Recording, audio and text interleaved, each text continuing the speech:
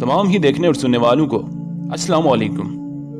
سامعین محترم، عالم اسلام میں کچھ ہستیاں ایسی بھی گزری ہیں جن کو تلوار بازی کا ہنر تو نہ تھا، مگر انہوں نے ایسے کارنامے سر انجام دیے جن سے لاکھوں لوگ دین اسلام سے روشناس ہوئے، جیسے کہ ترکی کے صوفی یونس ایمرے۔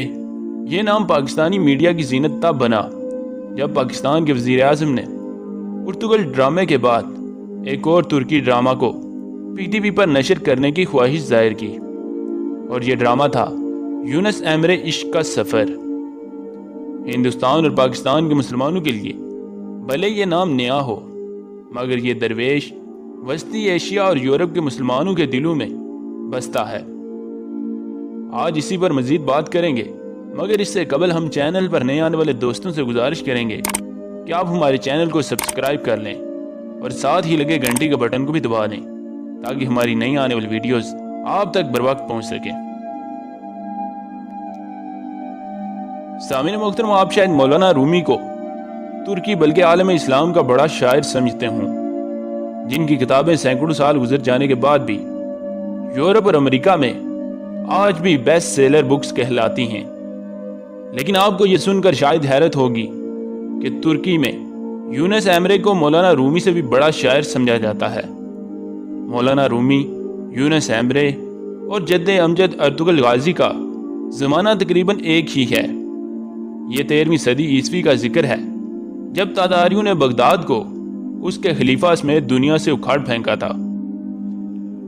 مسلمانوں کی قوت و شوکت اور مسلمان فرمانرواؤں کو وہ پہلے سے جاہ و جلال صرف قصے کہانیوں تک محدود ہو چکا تھا، جبکہ دوسری طرف صلیبی افواج مسلمانوں کے خاتمے کے در پہ تھیں۔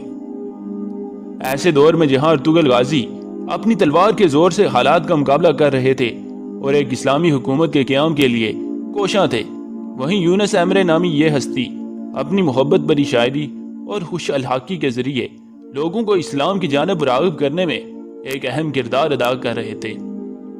یونس ایمری نامی ایک غریب اور مفلس انسان اپنی محنت کے ذریعے سرکاری قاضی کے عہدے تک جا پہنچتا ہے، جہاں اسے ہر آسائش میسر ہوتی ہے، شاید جس کی اس نے کبھی زندگی میں تمنا کی تھی۔ پھر آخر ایسا کیا ہوا جو ظاہری اسباب پر یقین رکھنے والا یہ دنیا دار قاضی سرکاری عہدہ اور پرآسائش زندگی چھوڑ کر ایک فقیر کی درگاہ کا رخ کر لیتا ہے۔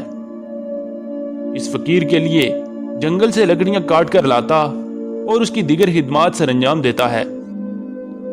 کتابوں کی کتابیں حفظ کر لینے والا یہ انسان سارا ظاہری علم اپنے سینے میں دفن کر کے ہمیشہ کے لیے خاموش ہو جاتا ہے۔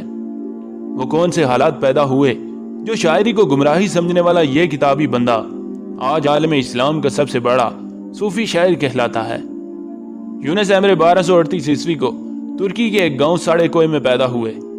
آپ کے والد ایک غریب کسان تھے، لیکن انہی دنوں اناطولیہ میں پڑھنے والے قحط نے یونس ایمرے اور ان کے خاندان کو روزی روٹی کے لیے محتاج کر دیا۔ یونس ایمرے کا بچپن انتہائی محرومیوں اور غربت میں گزرا۔ یہ وہ دور تھا جب مولانا جلال الدین رومی اپنے عروج پر تھے۔ ایسے دور میں یونس ایمرے اس غربت کو ختم کرنے کے لیے دنیا کے علوم میں مصروف ہو گئے تاکہ سرکاری عہدہ حاصل کر سکیں۔ دنیا علوم حاصل کرنے کے بعد یونس ایمرے نالیجان شہر کے قاضی مقرر ہوئے، جہاں عدل و انصاف پر مبنی فیصلوں کے سبب خوب شہرت پائی۔ ایک دن کمرہ عدالت میں یونس ایمرے کی ملاقات ایک صوفی چرواہے تاب توق سے ہوئی، جو کسی جرم کے الزام میں قاضی یعنی یونس ایمرے کے سامنے پیش کیے گئے تھے۔ ان ملاقاتوں کا یونس ایمرے پر کچھ ایسا اثر ہوا کہ انہوں نے قاضی کے عہدے سے استعفیٰ دے کر صوفی تاب توق کی شاگردی اختیار کر لی۔ صوفی تاب توق نے یونس ایمرے کو سخت ترین مجاہدوں سے گزارا۔ آپ نے نہ صرف جنگل سے لکڑیاں کاٹی بلکہ فقیر بن کر گلی گلی صدائیں بھی لگائیں۔ ان تمام آزمائشوں اور صوفی تاب توق کی رہنمائی کے بعد یونس ایمرے کو ایسا خوش الحان اور شیریں گفتار بنا دیا گیا کہ جو بھی آپ کی باتیں سنتا وہ آپ کا گرویدہ ہو جاتا۔ جہاں مولانا جلال الدین رومی کے اشعار مختلف زبانوں میں ہوتے ہیں، وہیں یونس ایمرے گلی گلی پھر کر لوگوں کے لیے نظمیں پڑھتے، یوں آپ کو رومی سے بھی بڑا عوامی شاعر مانا جانے لگا۔ یونس ایمرے نے 1320 ईस्वी में वफात पाई। यूनुस एमरे ने तहरीरी तौर पर कोई असासा नहीं छोड़ा। इनका कलाम, नज़्में और रवायात सीना ब सीना चली आ रही हैं।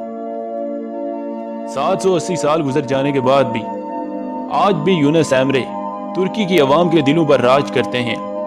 यूनुस एमरे की मकबूलियत का अंदाज़ा डाक टिकट, तुर्क करेंसी और सिक्कों पर बनी इनकी तस्वीर और तुर्की में जगह जगह पर कायम उनके मुजस्समों से लगाया जा सकता है।